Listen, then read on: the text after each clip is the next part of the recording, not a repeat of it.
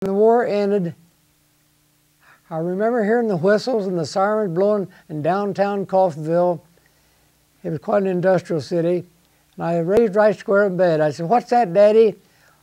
"The war is over." I said, "Oh boy, Uncle Birdie be coming home." But he never came home.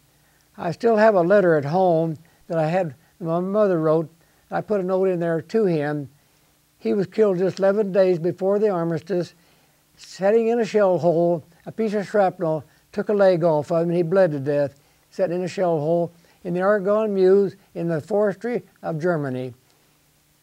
So that dream all went bye-bye.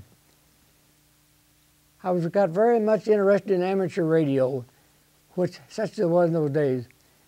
It had a 160-meter band, Morse code only, no voice.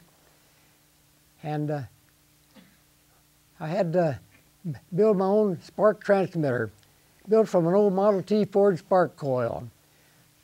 And the homemade key was a strip of tin cut from a Prince Albert tobacco can with tape wrapped on the knob so you wouldn't get shocked. Hooked up to a storage battery. And I have that Model T Ford right here yet, from a 1917 Model T Ford, the one I used in my old spark transmitter. My receiver was a crystal set. I still have all the components of that old receiver. The crystal detector, called Cat Whisker, is in this little cardboard box. And it's a very rare piece. All these pieces are. And I kept on studying radio Morse code. There's an old fellow in Coffeyville by the name of Bob McCulley, owned the Indian Motorcycle Agency. He was an amateur radio operator.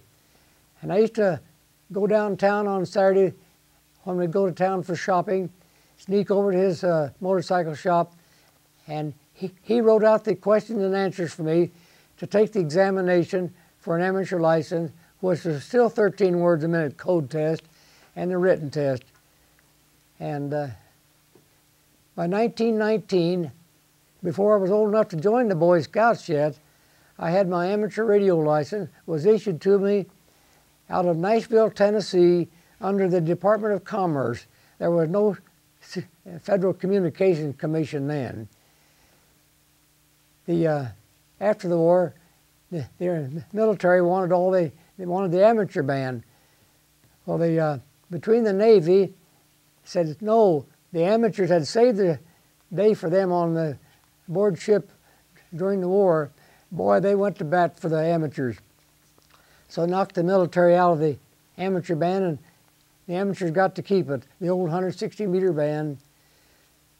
And when I went to the old Whittier School at Coffeyville, I knew a boy by the name of Kenneth Kimball. One day at recess, he said, "Leonard, come over to my house and see my radio." Boy, I was all right over there with him. Well, that just set things on fire for me more than ever. My first contact was when I got my license in the mail in May of 1919. I had everything all set up. Boy, I went right into the transmitter, tapping out Morse code to my friend Bob McCullough, 5 miles downtown, down Coffeyville. A boy by the name of Howard Cluck lived halfway between us. He was getting ready for it also. He heard us on the air. He broke in. So we had a three-way contact in Morse code. Howard Cluck, myself, and old Bob McCullough.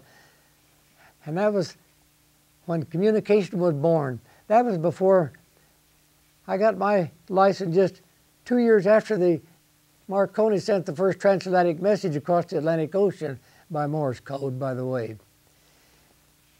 By 1920, they started coming out with vacuum tubes. And so we could do away with the old crystal detector and the headphones. We could have more power. I have a little tube here wrapped up in this package that I bought in 1920. Still have this sitting in the socket. I have all the components at home to go with that. If I could ever get that put back together, I'd like to, but I can't see good enough anymore. So